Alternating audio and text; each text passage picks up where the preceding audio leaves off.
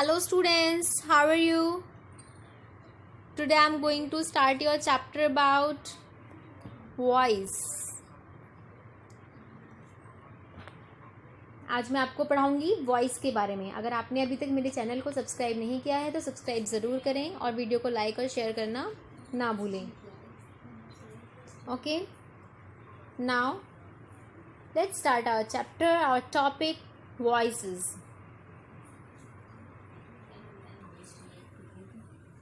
As we know, voice is called in Hindi आवाज़, we can say।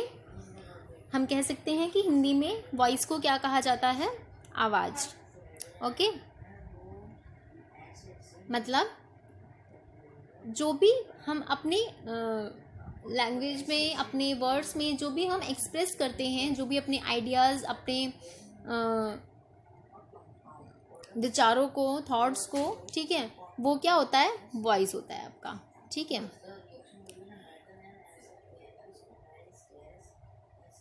समझ में आ गया आपको वॉइस क्या होता है? ये तो हो गई सिंपल लैंग्वेज में बात। हमने सिंपल लैंग्वेज में बताया कि वॉइस क्या होता है। ठीक है, अब अगर मैं बात करूं डेफिनेशन की, यहाँ ध्यान देंगे हम। ठीक है, यहाँ पर ध्यान देंगे कि वॉइस क्या होता है।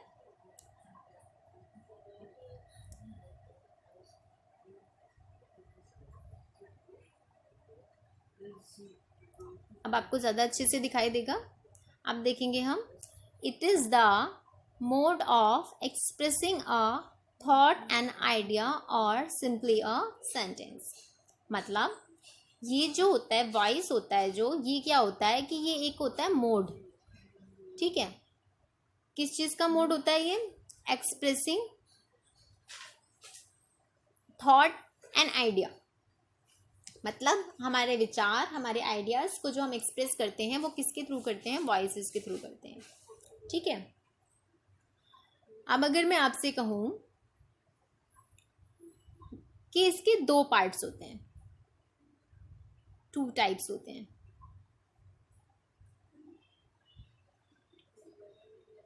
ठीक है, इसके दो टाइप होते हैं। एक होता है आपका एक्टिव वॉइस, दूसरा होता है आपका पैसिव वॉइस। मुझे पता है कि आपके दिमाग में अभी ये क्वेश्चन उठ रहा होगा कि एक्टिव वॉइस क्या होता है और पैसिव वॉइस क्या होता है। और अगर थोड़ा बहुत आप इसके बारे में जानते हैं, आपने इससे पहले पढ़ा है, तो बहुत अच्छी बात है। और मैं आज आपको थोड़ा सा और क्लियर करूँगी कि जिससे कि आप इसके बारे में कभी भूल ही नहीं पाएंगे। ठीक है, ये जो एक्टिव और पैसिव वॉइस है एक्चुअली होता क्या है। ठीक है, अब अगर हम सिंपल सी लैंग्वेज में कहें कि एक्टिव वॉइस क्या है, हम अपने सेंटेंसेस को एज इट इज़ जो हम बोल देते हैं, जहाँ पर हमारे जो वर्ड्स हैं उसमें जो सब्जेक्ट होता है वो एक्शन करता है। ठीक है, वो क्या करता है? एक्शन करता है। देखेंगे यहाँ पर एक्टिव वॉइस क्या होता है? Subject actively performs the action, यानी कि जो सब्जेक्ट होता है वही क्या करता है? एक्शन को करता है। ठीक है, अब अगर हम पैसिव वॉइस पे आए तो पैसिव वॉइस क्या होता है? इसमें क्या होता है? Subject is the receiver of the action.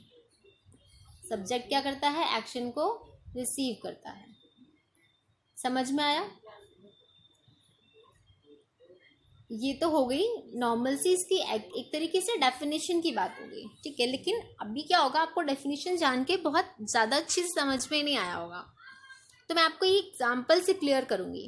ठीक है, एग्जाम्पल से कैसे क्लियर करूँगी मैं आपको, आप देखेंगे इधर ध्यान से।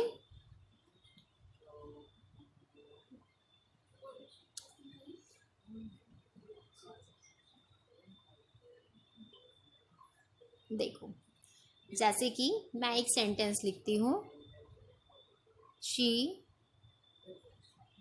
Rights a letter. ठीक है, ये हो गया आपका एक्टिव वॉइस। क्यों हम इसे एक्टिव वॉइस ही क्यों कहेंगे? क्योंकि इसमें सब्जेक्ट क्या है? सी। और काम क्या हो रहा है, यानी कि वर्ब क्या है, राइटिंग का काम हो रहा है, राइट्स। ठीक है, ये राइट वाला जो काम है इसको कर कौन रहा है, इस एक्शन को परफॉर्म कौन कर रहा है, सब्जेक्ट, यानी कि शी राइट्स अ लेटर। ठीक है, तो ये क्या है, आपका एक्टिव वॉइस है। ठीक है, अब अगर मैं कहूँ दूसरा सेंटेंस, और वो दूसरा सेंटेंस ये होगा, अ लेटर is written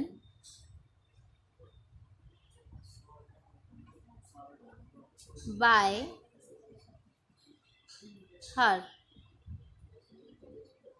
ठीक है, अब यहाँ पर क्या हुआ, अभी क्या था, शी राइट्स अ लेटर। अब जो यहाँ पर चेंजेस आए हैं वो ये हैं कि जो लेटर वर्ड हमारा लास्ट में था एज अ ऑब्जेक्ट यूज हुआ था, वो क्या बन गया, यहाँ पर सब्जेक्ट बन गया। ठीक है, और जो सब्जेक्ट था वो क्या बन गया, यहाँ ऑब्जेक्ट बन गया। ठीक है, अब जो लेटर के राइटिंग का काम हो रहा है, वो जो सब्जेक्ट है वो इसको रिसीव कर रहा है। अब ये लेटर थोड़ी ना खुद को लिख रहा है, अब किसी के द्वारा लिखा जा रहा है, तो ये क्या कर रहा है, एक्शन को रिसीव कर रहा है। समझे आप, यानी कि जो ये राइटिंग का काम हो रहा है, रिटर्न हो रहा है, ये जो सब्जेक्ट है ये इसको रिसीव कर रहा है। ठीक है, इसके द्वारा लिखा जा रहा है और ये क्या कर रहा है, इसको रिसीव कर रहा है। ठीक है, समझ गए आप पैसिव वॉइस। अभी हम थोड़ा सा और समझेंगे, ध्यान से देखिए आप। देखो, जैसे कि यहाँ पर देखेंगे हम,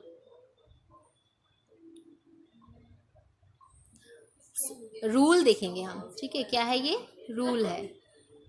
नॉर्मल सेंटेंस का रूल क्या होता है, सब्जेक्ट होता क्या है, डूअर ऑफ द एक्शन, मतलब क्या करता है, ये एक्शन करता है। ठीक है, यानी कि जो भी काम, क्रिया, वर्ब जो भी होता है उसमें उसको कौन करता है, सब्जेक्ट करता है, या जो भी करता है उसे हम सब्जेक्ट कहते हैं। उसके बाद होता है आपका वर्ब, हेल्पिंग वर्ब भी होता है और मेन वर्ब भी होता है आपका।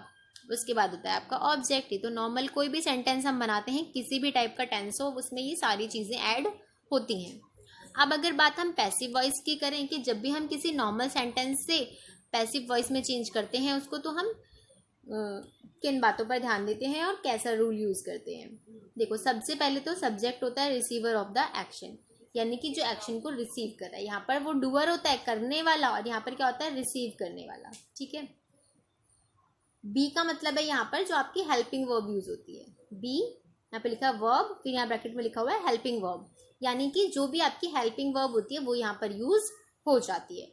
उसके बाद आपकी यूज होती है मेन वर्ब। बेटा, मेन वर्ब में हमेशा वर्ब की थर्ड फॉर्म यूज होती है। हमेशा जब भी हम पैसिव वॉइस में चेंज करते हैं, हमेशा क्या यूज होता है, मेन वर्ब में वर्ब की थर्ड फॉर्म यूज होती है। ठीक है, उसके बाद क्या होता है, बाय। ठीक है, अगर ये आपको क्लियर नहीं है तो मैं कर देती हूँ, एक सेकेंड। हाँ, ये देखो, बाय। ठीक है, बाय वर्ड भी हमेशा यूज होता है। ठीक है, जो बाय वर्ड होता है ये भी हमेशा यूज करते हैं हम पैसिव वॉइस में। ठीक है, याद रहेगा आपको। और लास्ट में ऑब्जेक्ट, इफ एनी, अगर कोई ऑब्जेक्ट है तो हम लगा देते हैं, और अगर कोई ऑब्जेक्ट नहीं है तो हम नहीं लगाते। ठीक है, अब हम इसे एक और एग्जाम्पल देखेंगे, पंकज फाउंड द ट्रेजर। ठीक है, अब यहाँ पर पंकज सब्जेक्ट क्या है, पंकज। ठीक है, फाउंड करना क्या है, वर्ब। ये सब्जेक्ट है, ये वर्ब है, और ये क्या है, ऑब्जेक्ट है। ठीक है, अब अगर बात हम इसकी करें,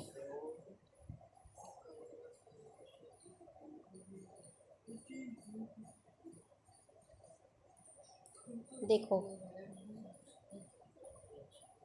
तो इसमें भी क्या होता है, द ट्रेजर। अब जो यहाँ पर लास्ट में ऑब्जेक्ट था वो यहाँ पर सब्जेक्ट बन गया। The treasure was found by Pankaj. ठीक है, यानी कि जो सब्जेक्ट था वो यहाँ आकर क्या बन गया, ऑब्जेक्ट बन गया। ठीक है, दिख ही रहा होगा आपको ये। तो यहाँ पर जो यहाँ से यहाँ चेंजेस हुए हैं, ये आपको दिखाई दे रहे हैं कि जो सब्जेक्ट था वो ऑब्जेक्ट बन गया, जो ऑब्जेक्ट था वो सब्जेक्ट बन गया। ठीक है, अब यहाँ पर क्या हो रहा है, जो ऑब्जेक्ट था वो सब्जेक्ट बन गया और सब्जेक्ट क्या कर रहा है, यहाँ पर जो फाउंड किया जा रहा है पंकज के द्वारा, पंकज बाय पंकज, ये क्या कर रहा है, एक्शन को रिसीव कर रहा है। ठीक है, और यहाँ पर क्या कर रहा था, एक्शन कौन कर रहा था, सब्जेक्ट कर रहा था। ठीक है, क्लियर है? अगर ये आपको क्लियर है तो हम थोड़ा सा अब आगे और क्लियर करेंगे, और आई होप आपको ये पूरा बहुत अच्छे से क्लियर हो गया होगा। ठीक है, इसमें कोई कन्फ्यूज़न तो नहीं है अब, आई थिंक। अगर फिर भी है तो आप मुझे बता सकते हैं कमेंट्स में। ठीक है, अब हम आगे का थोड़ा सा और समझेंगे। अब मैं कुछ चीज़ें आपकी यहाँ इस इमेज से क्लियर करूँगी, आप ध्यान देंगे तो आपको बहुत जल्दी और बहुत अच्छे से समझ में आ जाएगा और आप भूलेंगे भी नहीं। ठीक है, देखिए जैसे कि यहाँ पर सेंटेंस लिखा हुआ है, वेट अ सेकेंड, ओके, जैसे कि यहाँ पर ये सेंटेंस लिखा हुआ है, आई किल अ स्नेक। ओके, तो इसमें क्या हो रहा है, जो वर्ब है वो क्या है, किल। ठीक है, अब ये जो किल वाला मतलब ये जो वर्ब है, ये जो वर्ब, ये जो एक्शन हो रहा है, इसे कौन कर रहा है, सब्जेक्ट। ठीक है, तो ये क्या है, एक्टिव वॉइस। अब यहाँ पर क्या हुआ, जो ये ऑब्जेक्ट था, ये सब्जेक्ट था और ये वर्ब था। ठीक है, अब यहाँ क्या हुआ, ये ऑब्जेक्ट सब्जेक्ट बन गया। ठीक है, और जो सब्जेक्ट था वो ऑब्जेक्ट बन गया। ठीक है, मैंने बताया था वर्ब की थर्ड फॉर्म और बाय एज अ प्रीपोजिशन हमेशा यूज़ होता है, और यहाँ पर तो हम वर्ब यूज़ करते हैं अकॉर्डिंग टू सेंटेंस। वो मैं आपको आगे बताऊंगी कि यहाँ वाली वर्ब जो आपकी हेल्पिंग वर्ब है वो हम कैसे यूज़ करते हैं, कैसे चेंज करते हैं। ठीक है, कौन सी फॉर्म किस में चेंज होती है, ये मैं आपको अभी आगे बताऊंगी। अभी यहाँ पर आपको इतना समझना है कि जो सब्जेक्ट है वो ऑब्जेक्ट में चेंज हो जाता है, ऑब्जेक्ट सब्जेक्ट में चेंज हो जाता है, वर्ब की थर्ड फॉर्म में चेंज हो, कोई भी वर्ब लगी हो वहाँ पर, थर्ड लगी है तो भी थर्ड में हो जाएगी, फर्स्ट सेकंड है तब भी थर्ड में चेंज हो जाएगी, और लास्ट बाय का यूज़ करते हैं हम ज़रूर। ठीक है, तो इतनी बातें आपकी क्लियर हो गई, आई होप क्लियर हुआ होगा आपको। अब हम यहाँ से समझेंगे थोड़ा, यहाँ पर हमें ये समझना है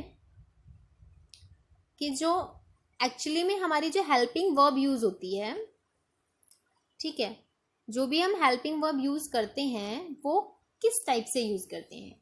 जब सेंटेंस एक्टिव वॉइस में है तो उसमें कौन सी फॉर्म लगी हुई होती है, और जब पैसिव वॉइस में जाती है तो उसमें कौन सी फॉर्म लग जाती है। ठीक है, वो तो हो गई मेन वर्ब की बात, क्योंकि मेन वर्ब की फॉर्म्स चेंज होती हैं। अगर मैं बात करूँ हेल्पिंग वर्ब की, ठीक है, तो हेल्पिंग वर्ब में क्या होता है, जैसे आपके is, am, are, was, were, do, does, जितने भी आपके ऑक्सिलरी वर्ब्स हैं, auxiliary verb and helping verb are same. ठीक है, आपको कंफ्यूज होने की ज़रूरत नहीं है।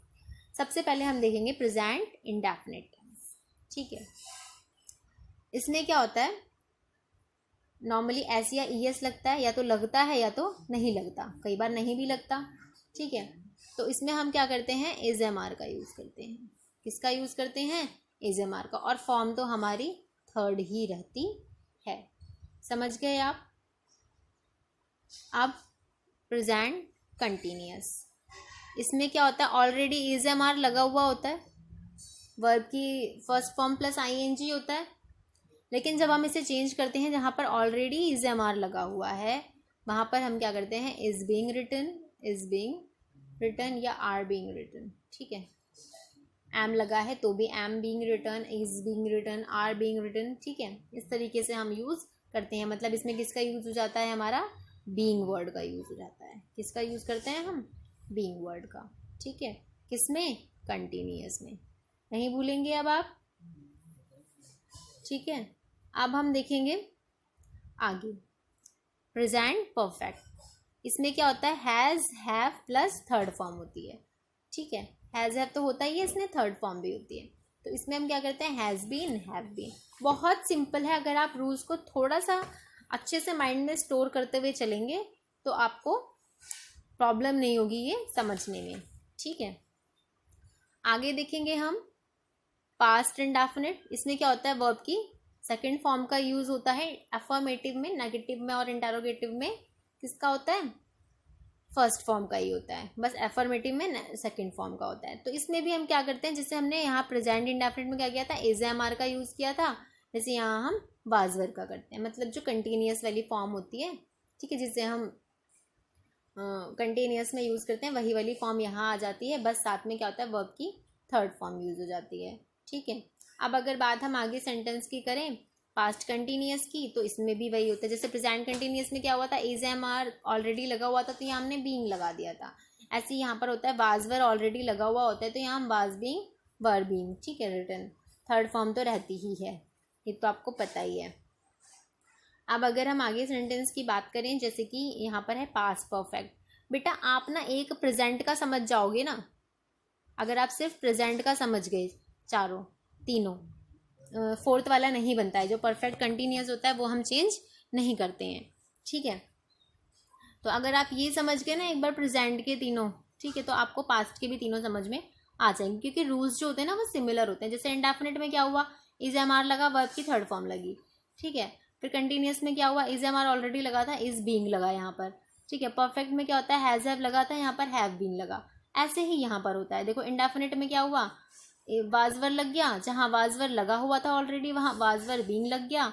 अब जहाँ पर पास्ट परफेक्ट है वहाँ हैड रिटन है तो यहाँ पर हैड बीन रिटन हो जाएगा। यहाँ पे हैज हैव दोनों लगते थे तो यहाँ पर भी बीन लग गया था, ठीक है।